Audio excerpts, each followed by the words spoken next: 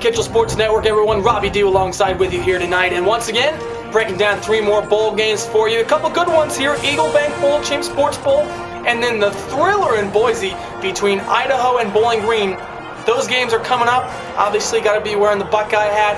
Ohio State won the Rose Bowl yesterday, so I know I'll be getting to that game here shortly. There's a ton of bowl games to break down, so let's go ahead and get down with these next 3. Don't forget to follow me on Twitter, and you guys all know about the radio shows, so we're going to go ahead and get this thing started. We start off with first the Eaglebank Bowl between UCLA and Temple. The Owls is their first bowl game in 30 years and their 4th winning season in the past 30 seasons. Kevin Prince doesn't really care about it. Either does Nelson Rosario. Great juggling catch, 46 yards, touchdown. UCLA ties it up at 7. We move ahead to the second quarter now. Temple's up 14-7. Matt Brown punches it in for 2 yards out, 21-7. Brown had 83 yards rushing. They didn't have star freshman Bernard Pierce in the second half because of an injury. He rushed for 1,361 yards on the season. Look at this. On 4th and 1, Kevin Prince to Terrence Austin. 32 yards down the sideline. UCLA closes the gap, 21-17. We move ahead to the 4th now.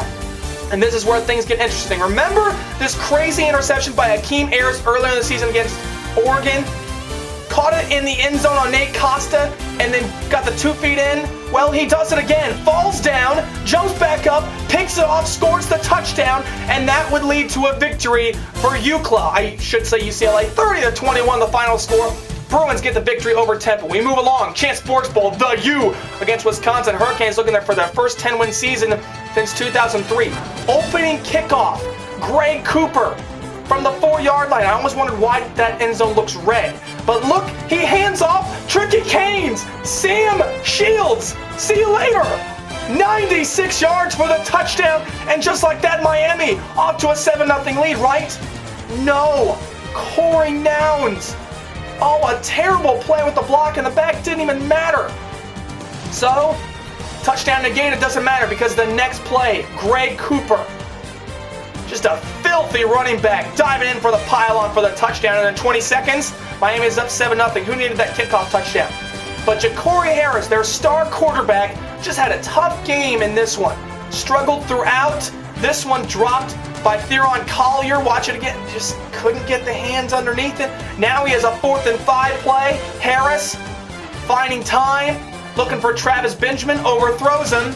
It was just that kind of night for Ja'Cory Harris. But the big man, John Clay, reminiscing of Ron Dane, some people like to think. They won't kill you with speed, but they'll barrel right at you. That one goes for 52 yards, and that would set up this. John Clay, left side, gets a great block and powers into the end zone for a touchdown. Wisconsin first lead the game 14-7. We move ahead to the 3rd. It's 17-7. Badgers. Harris. Well, he continued to have problems. This one, throwing to no one in particular. He would get hit on the play, and then on the next one on 3rd and 10, he would get rocked once again, and he overthrows his intended receiver, LeBron Bird. 16 of 29, 188, and 1 score for Harris, and he's like, come on, give me a call, man. What's the deal? No matter what, you got to play through the pain, Ja'Cory. Move ahead to the 4th. It's still 17-7. Harris dropped by O'Brien. Schofield fumbles, and J.J. Watt recovers, and Wisconsin would get a field goal out of it, so it's 20-7. Game's over, right? No, sir. Randy Shannon's Canes do not go down without a fight. How about this throw from Harris and the great catch by Theron Collier off the sideline? So it's 20-14. Now it's an onside kick. Matt Bosher would kick it. It hits about 20 Badgers, but look at Bosher. Johnny on the spot, the kicker recovers. So the Canes have new life. That life lasted for about 30 seconds because Harris, and once again Collier drops it, and Wisconsin give it up for the Badgers. Brett Bielema does it again. Another 10-win season for Wisconsin, and they get the victory over the U, 20-14. It was a great start for Miami. In the first 20 seconds of the game, they had an opening kickoff for a touchdown that was called back. Then the first play from scrimmage by Greg Cooper was a touchdown. Their next 52 plays of the ball game on offense, 1 touchdown. A great start, then what? Who knows? Wisconsin, time of possession, 39 minutes, 15 seconds to Miami's 20-45. And in the end, that was the difference as Miami falls short and the Champ Sports Bowl against Wisconsin. Entertaining ball game at Boise. Humanitarian Bowl, Idaho, Bowling Green. Yeah, Mark Schlereth, an Idaho alum, showing us the helmet. Freddie Barnes, fantastic receiver for the Falcons, only needed 5 catch to break the single-season receptions record in the FBS. Well, there's one. That one's a 35-yard touchdown, so he's up to 139. And here's another catch. That's 140. Idaho just didn't feel like just guarding number 7, I guess, because he had 17 catches for 219 yards in this game. Here comes number 142 on the shovel pass on 2nd and goal.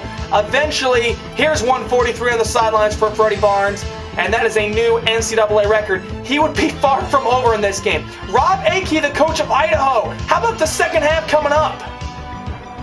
We need to keep pounding the ball and hit the big plays. I mean, we've had some passes hit our hands that we haven't caught. I think we get those big plays that happen for us, and we can be happy with what we're doing. Coach, thank you. Thank you. Watch the second half. You're going to love it. Well, the Vandals were looking forward to the second half as well. Look at Mike Iapati, the left guard for Idaho. Great block for Andre Wooldridge and the touchdown. Idaho up 21-14, and Iapati does it again for Wooldridge.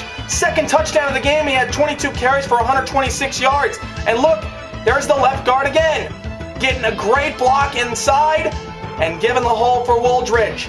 And Idaho up 28-14. But fourth quarter, remember that guy named Freddie Barnes? Well, Tyler Sheehan continued to find him. Sideline touchdown, and we're tied at 28. 2 scores in a row from Bowling Green. We're at 35 all now, 45 seconds left in the fourth. This is it.